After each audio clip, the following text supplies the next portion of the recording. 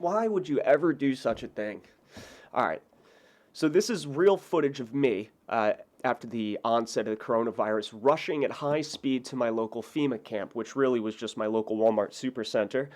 And needless to say, they backed down. They backed down quick, extremely quick. So sometimes it works. Let's get that out of there too. Yeah, so I do want to read some of these stories to you. I know it's pretty interesting. Let's take a look at this. Suicidal Jeffrey Epstein was extorted by prisoners, believed the government was trying to kill him, and was made to sleep on the floor by guards during hellish final days in federal jail, fellow inmates claim. So there's two elements here. A lot of people didn't know that Epstein's cellmate died last month. Now, you know what's funny? At first, I thought I didn't know that either, but come to think of it, there's a vague memory coming back to me where I remember reading the story, but I just didn't, for some reason, I didn't think to look into it, which is unlike me. I think it must have been during one of my like 2 week breaks where I occasionally stopped streaming or making content for a week or two at a time. Either way, I don't know. It's interesting. So that's mentioned in here.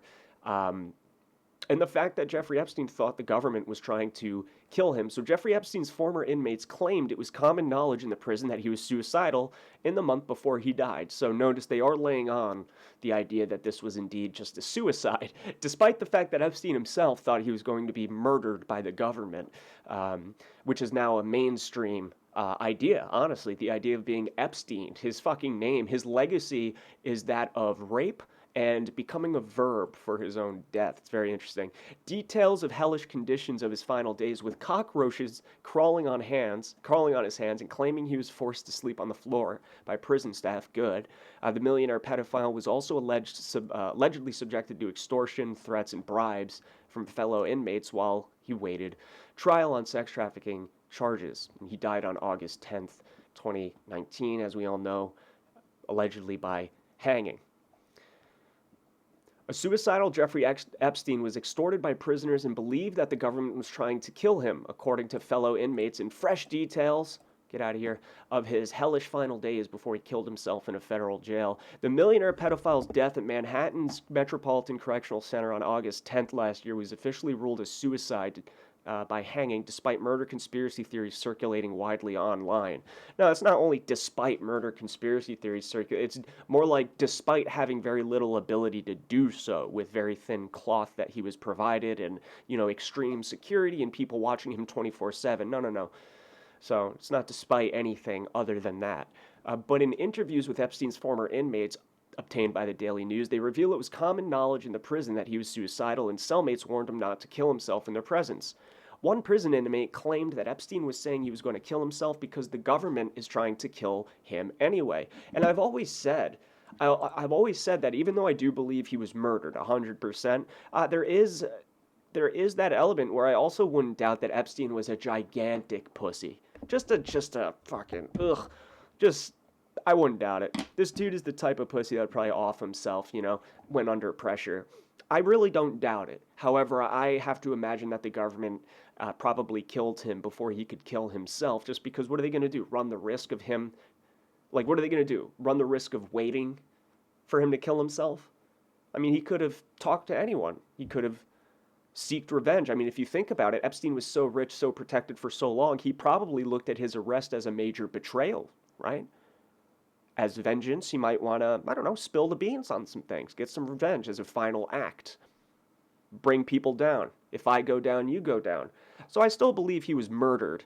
But like I said, I wouldn't doubt if he indeed was suicidal. I just think there's more incentive for the government to want him dead quicker than when he would have decided to pull the trigger himself, so to speak. Former inmates also revealed he was also subject to threats and extortion from fellow prisoners and mistreatment from prison guards who made him sleep on the floor.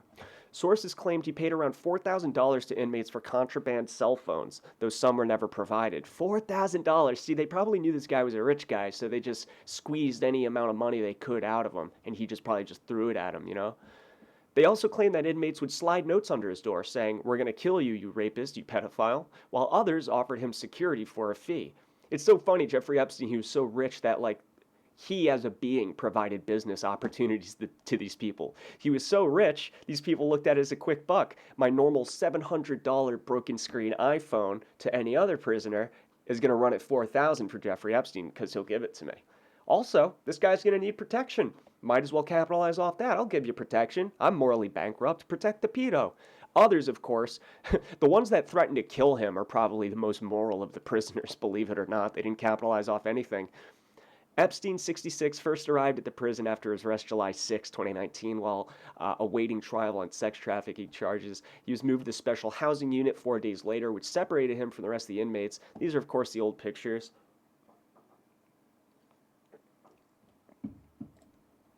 How we doing? Yep, good. His cellmate during that time was Nick Tartaglione, a former police officer facing the death penalty on charges of killing 4 men in a botched drug deal. One prison inmate claimed he overheard Tartaglione warn Epstein not to kill himself while he was in the room, saying, "Listen, don't do that shit in here. Do it on your own." However, on July 23rd, Epstein first attempted to take his own life by hanging himself using a strip of bedsheet. And it looks like that might be like this type of thing here. Yeah, so you have to remember, if you recall, there's that initial, what we thought was the initial murder attempt. We were questioning whether it was Nicholas Tartaglione that did anything. Oh shit, I thought I had my thumbnail. We were questioning whether Nicholas Tartaglione, his cellmate at the time, tried to kill him in that moment, or if it really was a suicide attempt, some type of ploy to move him to a different area of the prison in order for him to be exfiltrated or killed more conveniently, more easily. His cellmate Tartaglione claims that he alerted prison officers and possibly saved Epstein's life, which is not disputed by prosecutors, and later told fellow prisoners that Epstein told him he was going to give him $2 million in his will to thank him. However, Tartaglione's lawyer said he would be stunned beyond all imagination if it were true that his client was included in the millionaire's will. And honestly, you're in prison. I suppose I'm not going to pretend to be an expert on prison, but like, what are you spending money on in prison? I know you work, like some people like work in prison or whatever, there's currency, but like $2 million, I imagine, has less allure when you're facing quadruple homicide charges that you've basically been convicted of. I mean, Tartaglione, he really doesn't have a chance at all. And actually, I have some footage. I've shown this in the past, but it's neat. Kind of happened around my neck of the woods. I'll show you the crime scene of where Nicholas Tartaglione killed those 4 people. I took a trip over there a couple weeks ago just because I had old footage of the location, but I lost it because my YouTube channel was erased. So I'll show you that. Just why not? Epstein was put on suicide watch and then moved to a cell with Efrain Stone Reyes, the last inmate to share a cell with the sex offender. Now, he's the one that has now passed away, I believe, due to COVID, apparently.